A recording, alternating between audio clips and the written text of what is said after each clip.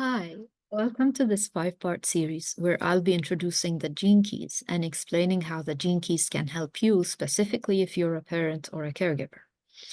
This is for you if you know there's more to life than the frustrating daily hustle, but you keep getting stuck on the same hamster wheel. You feel unfulfilled, even though you might have already tried lots of things. You still have this yearning inside you for a bigger purpose for life. And you know that something in life needs to change, but you have no idea where to start. Now, and it's this urge for change is really becoming very strong, especially now that your kids are growing up fast and you desire to be a good role model for them. You want to show them, not just tell them how they can end up living a fulfilling life. You want to walk your talk. Well, I'm here to tell you that you'll find the answers to your problems on the Gene Keys Golden Path journey. Now, before I introduce the Gene Keys, I will start with the topic of fulfillment because ultimately the whole purpose of going on the Gene Keys journey is to able to know how to reach fulfillment. And fulfillment is a topic that I talk a lot about. I'd like to share here with you my personal story around fulfillment. When I was younger, I wasn't really clear on my viewpoint around fulfillment. I became a parent in my early 20s. Yes, I was a young mom, and at the start, I lacked a lot of mature self-awareness, which put me in a lot of anxiety and unnecessary suffering. And for those of you who don't know me, I'm originally from the mountains of Lebanon in the Middle East. Now, I grew up in a village town where all traditions were, and there still are, they're quite strong. There's that typical Middle Eastern culture around the role of the mother in the family, where being a mom is all about sacrifice, that moms have to tone down their dreams and ambitions for the sake of family obligations.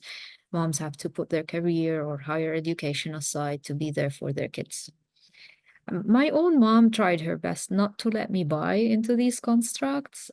My parents invested in my education. I'm really grateful for that. They sent me to engineering college, but I was still surrounded by that culture. Now, I also have a personal event that happened to me and impacted me in particular. So, as I said, I got married early and I became a young mom. I had my firstborn when I was 22 years old. But when my son was a month old, he almost died. He got the rotavirus, which caused him severe vomiting and diarrhea and severe dehydration. So he ended up being hospitalized. Um, and now I'm grateful that there was divine interference and things turned out fine at the end. Like I'm at the time I'm recording this, my son is 17 years old, and I am so grateful. Things turned out fine, but I had this experience of my baby almost dying in my arms, and it wasn't intense. And right after that, I went through a lot of self-blame and shame and beating myself up and thinking like it was my fault and I should have been more responsible. And I went through a lot of fear of I was afraid of it happening again. So I found myself choosing the role of the martyr mom on purpose. I took on this value that my kids always go first, that I'm gonna sacrifice everything to make sure my kids are okay. And I became intentional about it. It's like I chose it consciously. And I took this way to the extreme. Like even after I started work and then I traveled, I stayed in that mentality. And it was to the point that I was living in a constant state of being alert, scrambling for my kids' needs. And I chose to sacrifice anything that is not directly related to their needs. Things, for example, that didn't bring income, like spending my time on my hobbies, my art, my writing, my creative practice. Um, And I was also young at the time, and I took my health for granted. So I didn't invest in any fitness activity, just for myself. And this continued even after I immigrated to New Zealand and settled down here. Both myself and my husband have been working as expats in countries far from home with no relatives and no family to fall back on. And we had to make ends meet by ourselves. So we both thought we had to constantly sacrifice things for the sake of our kids. And also my community was made of other women who were also immigrants like me, and I was shown that moms have to work long hours or stick with a dull job they don't like just to keep the income coming. That moms have to put aside their creative hobbies and passions for the sake of family priorities. And if they choose not to do that, if they choose to hustle and juggle a lot of things, then they should just swallow their pains. Um, yeah, you know. Now, playing the role of the martyr mom made me really suffer. Now, don't get me wrong, I was enjoying my motherhood with my kids. I was having a good time. But apart from family and apart from focusing on my engineering career, I wasn't giving myself permission to do anything else, to do other things that fulfilled me. Things like creativity, my writing. I like to write poetry and stories, or maybe daydreaming, just sitting there watching the sunset and the clouds. I'm a curious and multi-passionate person by nature. I like researching new things. I like learning about new cultures. But back then, I was sacrificing all these things because I considered them unproductive. I thought they were not important to my family. They were a waste of time and they were a waste of my attention. And shame on me that I'd want to waste my time and attention on something not beneficial to my kids. If you're relating to this, maybe you have your own secret hobby or your own interest. Maybe you think that this interest is totally unproductive and you always put it on the back burner, but it is something you really love to do or you wish you can do more. If you're thinking that you have to wait until your kids grow up for you to do it, I really want you to hear me and my story of how I kept putting my fulfillment on the back burner. In the end, I couldn't keep oppressing myself. I couldn't keep oppressing the truth of who I wanted to be. I just couldn't be happy. So what happened is that I started getting resentful. I got triggered a lot. I couldn't keep my cool. Um, I had lots of, incidents that I call wake up calls that, I was acting in ways I didn't want to act. But I was constantly ignoring these wake up calls. And at the time, if anybody started talking to me about self care, I would just roll my eyes at them and tell them, I don't have time for this. Until eventually one day I experienced burnout. Yeah, that's it. I collapsed in physical back pain. That was a big one. And there was a part of it, it was emotional burnout. Um, my physical body just said stop. Um, and that's it. That was the tipping point. I realized I needed to change the way I live. Um, at the start, I started with good intentions, thinking I must be the martyr mom for my kids. But it was now backfiring. Putting my fulfillment on the back burner backfired on my intention of being the best mom because I simply couldn't show up anymore. I decided I needed to change for it. I had to find another way. And so I set out on a quest, I call it a quest after fulfillment. And years later, after a lot of seeking and trying different modalities, after a lot of inner work, I've truly become a very different person.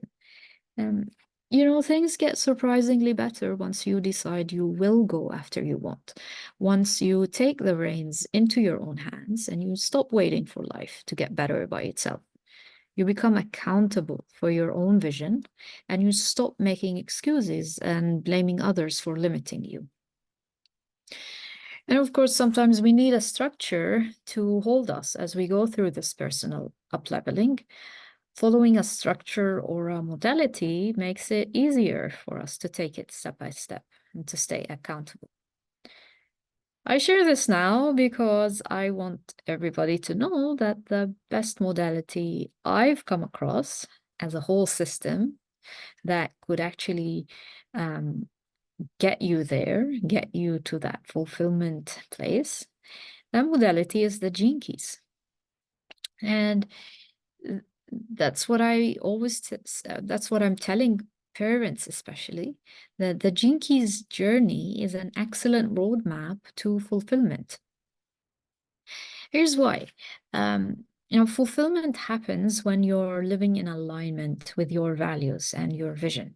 When you know that every single thing you do, including your work, your relationships, your lifestyle, the way you show up inside and outside your home, everything in your life is serving the best vision you have for yourself. Now, in order to live in alignment with your vision, you need two things. First, you need to get very clear on what your vision is. You need to know and be honest about what you really want instead of just living someone else's dream or what society has defined as a fulfilling life. The Gene Keys journey helps you get clarity on your vision, on your life's purpose, if you don't know it or if you're not completely sure. Now, second, you need the capacity to turn your vision into reality. See, once you have that vision and you start going after it, you will find yourself in a constant challenge of overcoming the hurdles that life throws at you. And these hurdles might be challenging relationships, health issues, economic situations, maybe your own fears, your own unhealthy patterns. The list is endless. These hurdles are meant to stretch you, to help you grow so that you can handle your vision. You need to develop a big capacity to be able to navigate these hurdles. And capacity, what I mean by that, it's energetic capacity, emotional capacity, mental capacity, physical capacity. It's a whole holistic view around capacity so that you can enjoy life at the same time. You're not only surviving, you're also thriving with life's constant challenges. And you need to build that energy, that capacity. I call it the inner flame, the fuel, that which keeps you going, which lights you up from the inside, no matter what's happening on the outside, no matter what life throws at you. You have the resourcefulness inside you. You have the resilience. You have the excitement to keep going. And the Gene Keys are the perfect tool to help you find your inner flame, to grow it and to expand it. I've been on the Gene Keys path for a few years now. I not only got clarity on my vision, but also clarity on my blind spots and my triggers, things I didn't know that I didn't know. I also got clarity on my gifts, my innate strengths that are meant to help me overcome life's hurdles, my superpowers, let's call them, which I was already born with, but they were too close to my nose, so I couldn't see them. I couldn't appreciate them for what they were. And all this has helped me show up as a more mindful person and a better parent. So fully embracing the Gene Keys journey helps you increase your awareness and your understanding of yourself. And all these steers you towards your fulfillment. I'm going to end here by inviting you to imagine yourself living a fulfilling life with your beautiful inner flame shining bright and strong, radiating warmth and love and vitality to the people around you, your family, your kids. Imagine yourself living that way. It is so worth it. And the Gene Keys can help you get there. What are the Gene Keys? Okay, I'll talk about this in the next episode. Thank you for listening. I'm Nadine, the Teen Soul Coach. See you next time.